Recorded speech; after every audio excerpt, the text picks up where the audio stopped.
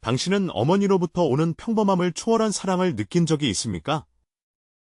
마치 그녀가 모든 것을 바칠 준비가 되어 있고, 심지어 자신의 생명도 아끼지 않고 당신을 보호하려는 듯한 그 사랑 말입니다.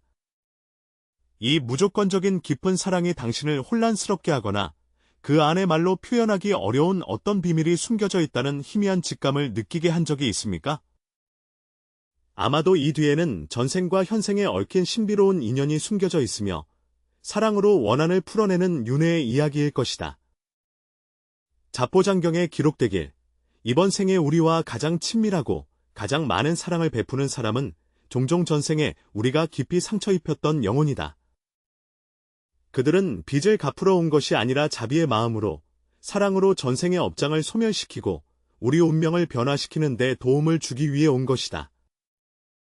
너의 뼛속까지 아프게 하는 어머니는 아마도 전생에 내가 가장 깊이 상처를 입힌 사람일 가능성이 크다.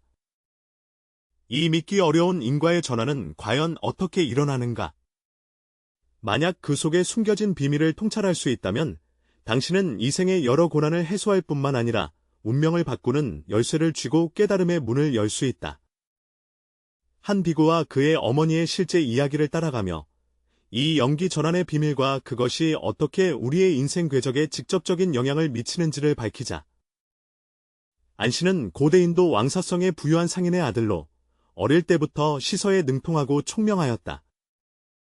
그러나 세상의 영광과 부귀는 그의 내면의 탐구를 만족시키지 못했다.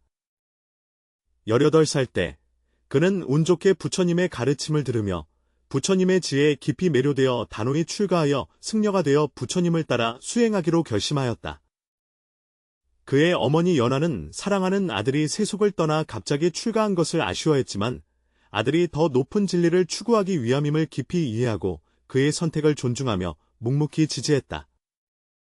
그는 매월 초하루마다 정사에 가서 안씨를 방문하며 정성껏 준비한 음식과 직접 손수 만든 새 가사를 가져간다. 다른 아버지들과 비교할 때 연화의 안씨에 대한 사랑은 특별히 남달랐다. 그의 눈빛에는 늘 말로 다 할 수 없는 연민이 스며 있었고 마치 모든 사랑을 아들에게 쏟아 붓고자 하는 듯했다. 한번 안씨의 악성병이 걸려 고열이 멈추지 않아 병세가 매우 위급했다. 연화는 마음이 불타듯 조급한 채로 병상 곁을 한치도 떠나지 않고 연일 7일 7야를 자지 않고 정성껏 돌보았다. 그녀는 자신의 피로를 돌보지 않고 아들의 몸을 닦아주고 약과 물을 먹이며 모든 부처님과 보살님의 가호를 간절히 빌었다. 안식의 병세가 조금 나아지자 그는 무릎을 꿇고 하늘과 땅에 감사하며 눈물을 흘리며 상천의 자비에 감사를 표했다. 더욱 이해하기 어려운 것은 안식이 무심코 어린 시절의 실수를 언급할 때마다 예를 들어 소중히 여기던 꽃병을 실수로 깨뜨리거나 장난스럽게 새 옷을 더럽혔을 때 연화는 결코 꾸짖지 않고 오히려 깊은 죄책감과 자책감을 드러내어 마치 그 잘못들이 모두 자신이 저지른 것인 양보인다는 점이다. 그는 조용히 안위를 전하며 말했다. 괜찮아, 아이야. 다 지나간 일이야. 내 어머니가 잘 돌보지 못해서 너에게 속상한 일이 생긴 거야. 동료 승려들은 종종 농담하길, 안씨야, 내 어머니가 너를 이렇게 아끼는 것은 분명 내가 전생에 쌓은 복이기 때문일 거라고 했다. 안사이는 계속해서 고개를 저으며 이마를 찌푸리고 마음속에 의문이 가득했다. 그는 말했습니다. 나는 항상 어머니의 사랑 속에 어떤 이로 말할 수 없는 감정이 숨겨져 있다고 느껴집니다. 그것은 마치 빚을 지고 보상하는 감정이 뒤섞인 듯합니다. 그가 나에게 베푸는 사랑은 모자간의 정을 넘어 오히려 일종의 속죄와 같다. 이 혼란은 점점 커져 마치 안씨의 마음을 감싸는 안개 구름과 같았다. 어느 날 부처님께서 수많은 비구들과 함께 왕사성으로 순례하여 그곳 신도들에게 불법을 설하셨다. 모두가 둘러앉아 법을 들은 후 안씨는 용기를 내어 부처님 앞으로 다가가 공경의 마음으로 합장하여 물었다. 세존이시여, 제게 한 가지 의문이 있습니다. 전생의 인연에 관한 문제로 오랫동안 고통받고 있습니다.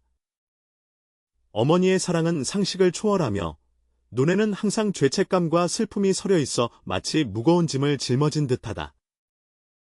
여기에는 말하기 어려운 사정이 있는가? 세종께 자비심 어린 가르침을 간절히 청합니다. 이 질문을 들으시자 부처님의 눈빛은 횃불과 같았고 깊고 신비로운 그 눈빛은 모든 것을 꿰뚫는 듯했다.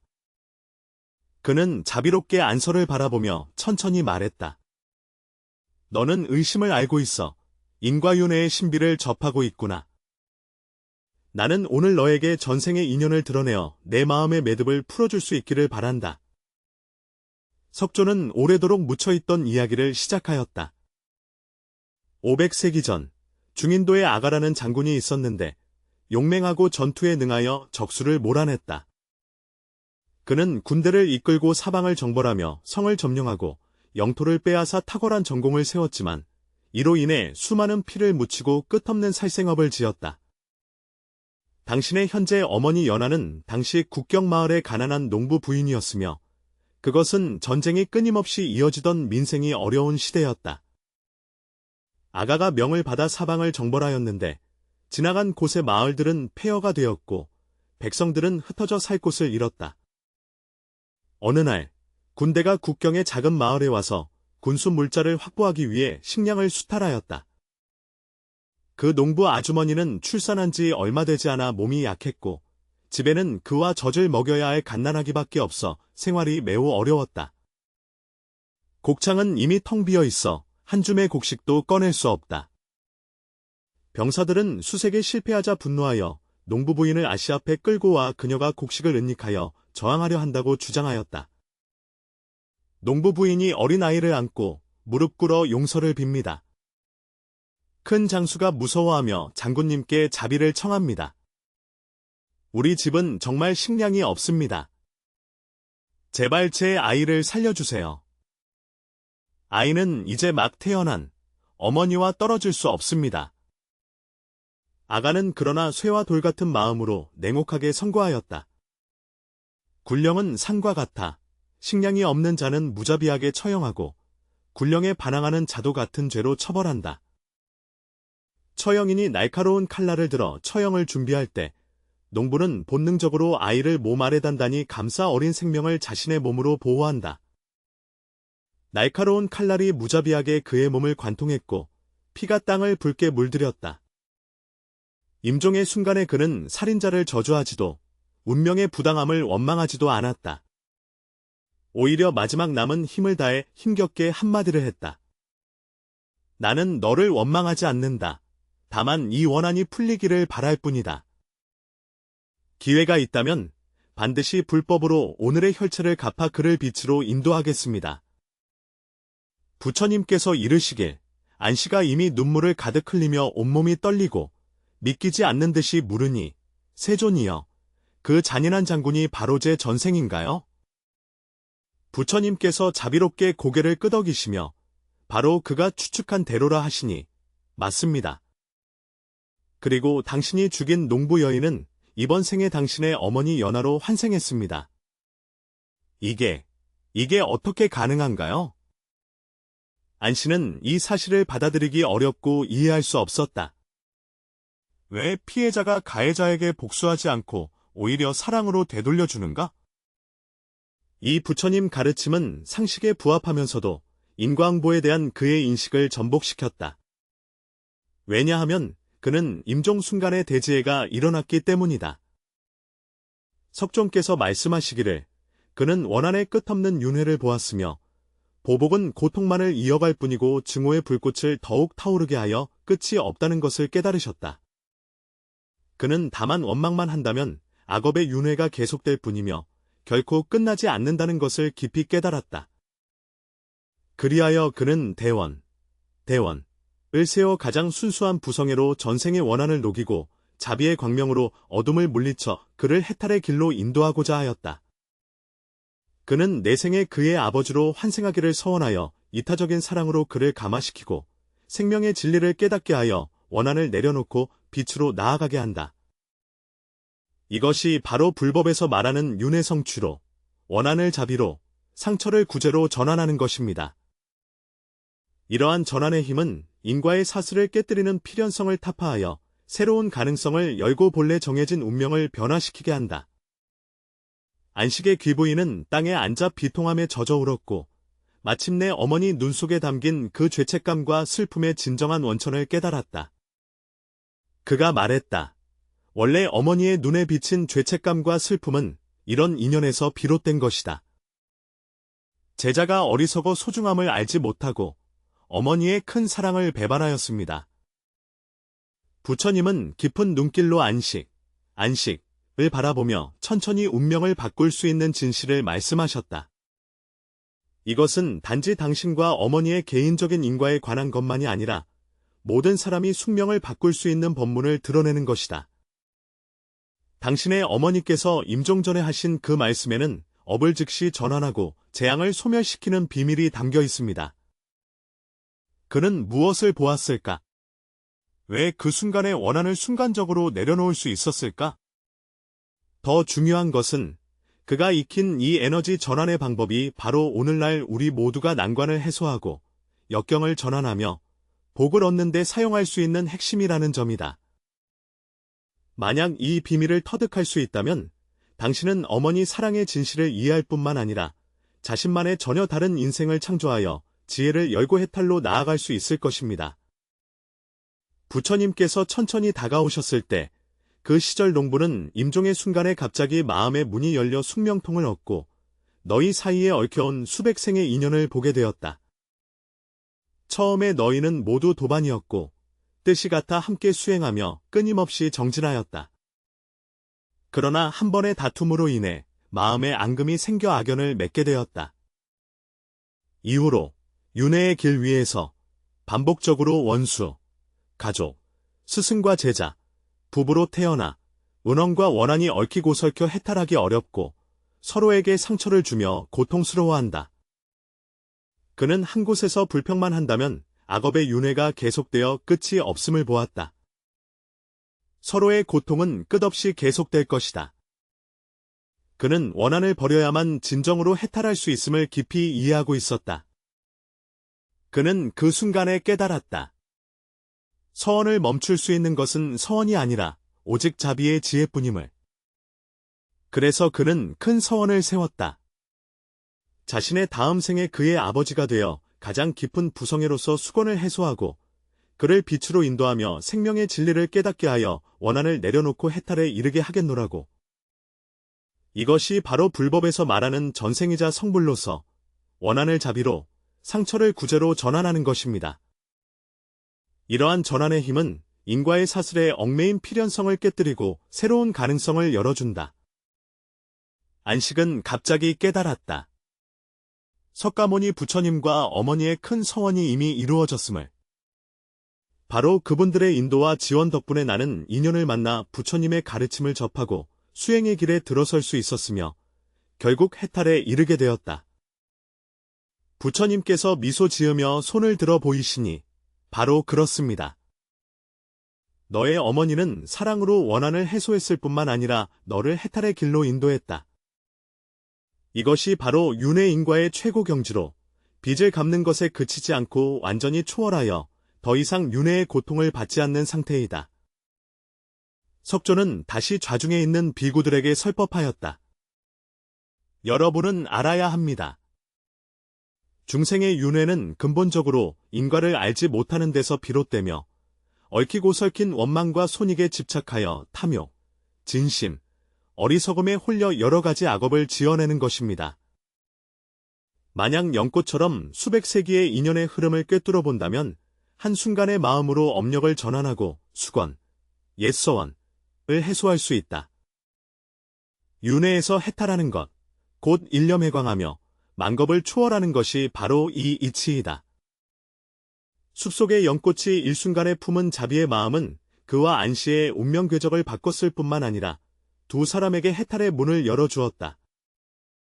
이것은 덕으로 원한을 갚아 원한이 스스로 사라지는 최고의 시기이며 또한 불법의 자비 정신을 가장 잘 설명하는 것이다. 자리한 비구들은 이 말을 듣고 모두 감동하여 마음이 흔들렸다. 그들은 자비의 힘을 깨달았고 원망을 내려놓는 것의 중요성도 이해했다. 안씨, 안개는 눈물을 흘리며 마침내 어머니 눈동자에 담긴 그 부끄러움과 슬픔의 진정한 근원을 이해하게 되었고, 어머니가 자신에게 베푼 사랑이 얼마나 위대하고 이기적이지 않은지 깨닫게 되었다. 그날부터 안씨는 더욱 부지런히 수행에 정진하고 더욱 열심히 불법을 공부하며 자신과 어머니의 이야기를 널리 전파하여 중생을 교화하였다. 증오와 갈등에 빠진 사람들을 볼 때마다 그녀는 어머니와의 인연 이야기를 들려주며 집착을 내려놓으라고 말한다. 자비심으로 원한을 해소하고 사랑으로 증오를 녹이다. 수년 후 안서정덕 아라한국은 육신통을 완비하여 최고의 지혜와 신통력을 얻었다. 그는 과거와 미래를 통찰하여 중생의 인과 업보를 이해할 수 있다. 어느 날 그는 숙명통을 사용하여 자신과 어머니의 과거생 인연을 더욱 깊이 관찰하였고 더욱 놀라운 진실을 발견하였다.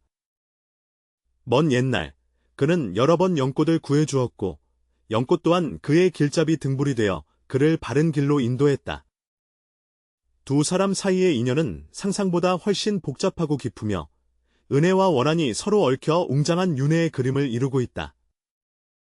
이로써 안씨는 붓다가 말한 연기의 무상함과 마음이 만들어낸 진리를 완전히 깨달았다. 끝없는 생사윤회 속에서 중생들은 서로 친적이자 원수가 되며 은원과 정욕이 끊임없이 얽히고 설킨다. 오직 이원 대립을 초월하고 집착을 내려놓을 때 비로소 진정한 해탈을 얻어 윤회의 고통에서 벗어날 수 있다. 한 번은 안씨가 고향에 돌아가 노년의 아버지를 방문했는데 연하는 평화롭게 그에게 말했습니다. 나는 그 해의 큰 소원을 완수했고 과거의 소원을 해소했을 뿐만 아니라 당신에게 빛나는 길을 찾아주어 해탈로 인도했습니다. 생사윤회는 본래 한바탕 큰 꿈일 뿐이며 깨어날 때 원한과 원망이 모두 사라져 모든 것이 평온으로 돌아간다. 머지않아 연하는 평온하게 세상을 떠났고 얼굴에는 미소를 띠며 모든 짐을 내려놓은 듯 고요함으로 돌아갔다. 안씨는 아버지를 위해 장엄한 불사를 봉행하여 아버지가 극락세계에 왕생하여 영원한 안락을 누리시길 기원하였다. 자신과 어머니와의 인연 이야기를 인과록에 기록하여 후세에 전하며 세상을 경계하게 하였다. 나중에 한 제자가 안인에게 물었다. 스승님께서 어머니와 나눈 이야기는 우리에게 무엇을 가르쳐 주나요? 안인께서 대답하시기를 윤회의 길 위에는 영원한 원수도 없고 영원한 친족도 없다고 말씀하셨습니다. 소위 원근체주, 원친체주는 다만 하나의 꿈과 환상일 뿐이며 소위 은원정구는 모두 마음의 생각으로 만들어진 것이다. 이것을 이해하게 되면 당신은 나의 어머니처럼 상처 앞에서 용서하기를 선택하고 증오 앞에서 자비를 선택하며 생과 사 앞에서 초월을 선택하여 결국 해탈을 얻게 될 것이다.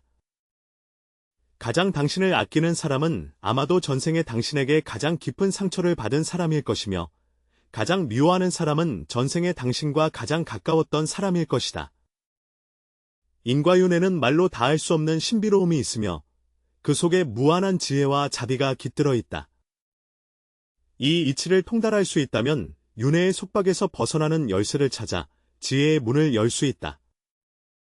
부처님의 가르침은 천년을 이어 내려와 불자들이 수행하는 등불이 되어 무수한 이들을 해탈의 길로 인도하고 있다. 그와 어머니 연하와의 이야기는 불교인과 윤회 사상에서 가장 감동적인 본보기로 자리잡아 후세에게 생명의 진리와 윤회의 신비를 깨닫게 하였으며 사람들로 하여금 원한을 내려놓고 자비를 품어 궁극적으로 내면의 평화와 해탈을 얻도록 인도하였다. 이 이야기는 사랑이 생사를 초월할 수 있고 증오를 해소할 수 있으며 운명을 변화시킬 수 있음을 알려줍니다. 심지어 전생의 원수도 현생에서는 가장 가까운 가족이 되어 사랑으로 과거의 상처를 치유할 수 있습니다. 우리 각자는 연하의 자비를 배워야 하며 마음속의 원한을 내려놓고 사랑으로 주변 사람들을 대하며 더욱 아름다운 세상을 만들어야 합니다. 당신도 이전에 상처를 준 사람들이 한때 당신에게 따뜻함과 사랑을 베풀었는지 반성하기 시작했나요? 당신이 깊이 사랑하는 사람들도 당신에게 고통과 실망을 안겨준 적이 있나요? 아마도 이것이 윤회의 진실일 것이다. 은원과 정망이 얽히고 설키어 복잡하면서도 의미 가득한 인생의 한 폭의 그림을 이루고 있다. 우리 모두 이 이야기에서 깨달음을 얻어 마음속 집착을 내려놓고 자비와 지혜로 삶의 모든 것을 대하며 궁극적으로 내면의 평화와 해탈을 얻기를 바랍니다. 모든 사랑이 모든 원한을 녹이기를, 모든 생명이 빛과 해탈로 나아가기를 바랍니다.